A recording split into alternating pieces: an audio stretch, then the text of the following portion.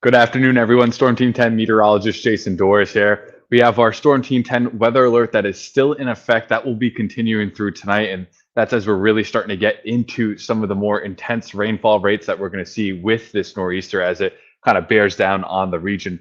We did have our initial first wave of moderate rainfall and heavy rainfall push into the region. We had a little bit of a less intense band that's kind of over the 95 corridor at the moment, but we can clearly see off to the south and east right now all of this moderate and heavy rain that will be sweeping into the region right now. As we can pause it right here, we can see already drenching parts of Newport, Jamestown, along with Little Compton and Tiverton, back down through Dartmouth, Westport, and almost into New Bedford at the moment. But as we can see, we travel on 195 from New Bedford up to Fall River could become challenging a little bit as we go forward over the next half an hour to 60 minutes there because of all this moisture that will be pumping into the region.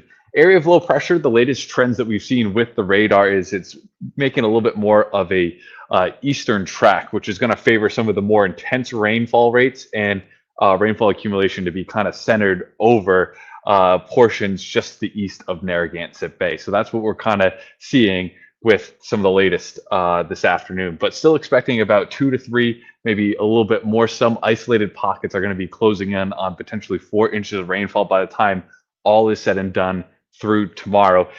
Extreme western portion of Rhode Island, we're expecting about maybe 1.5 to about 2.5 inches of rainfall, of which most of that has almost verified up to this point, where westerly, Watch Hill specifically, that rain gauge there has already picked up about 1.5 inches of rainfall today, and obviously still going to be coming down for several hours. So let's go forward and time things out. We can see here as we're getting ready for that evening commute, we're going to have another surge of moisture coming in off of the water. That is going to drench the area, leading to slow travel, especially right around 5 o'clock or so. There's probably going to be some ponding on the roadways in the areas with poor drainage, some localized flooding.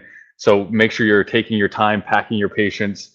This will continue to be the case for several hours as Mother Nature kind of turns on that fire hose that will be soaking the area. Now, the worst of the rain should start to wrap up right around midnight or so, but we're still going to have a little bit of steady rain with us all the way into early Friday morning before eventually we'll start to see some improvements as we get going through the second part of the day. But again, about 2 to 3 inches of rainfall total from this storm system.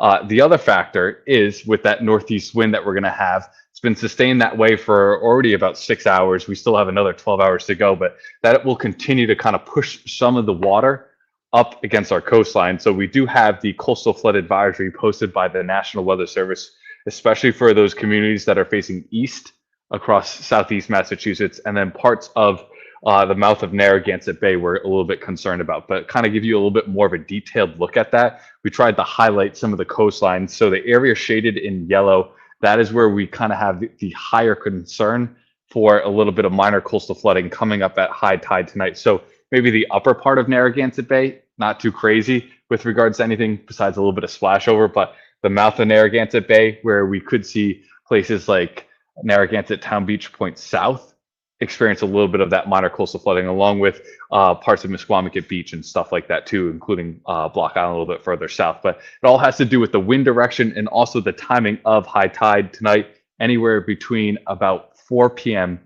and 5 p.m. So with that driving wind pushing that water onshore, we could potentially see just a little bit of that splash over. So that's basically the latest information on what's going on. We're going to continue to track this nor'easter for you as we go through this evening, and we're going to have Storm Team 10 coverage coming up a little bit later on, starting at 4 o'clock. Make sure to stay tuned with that.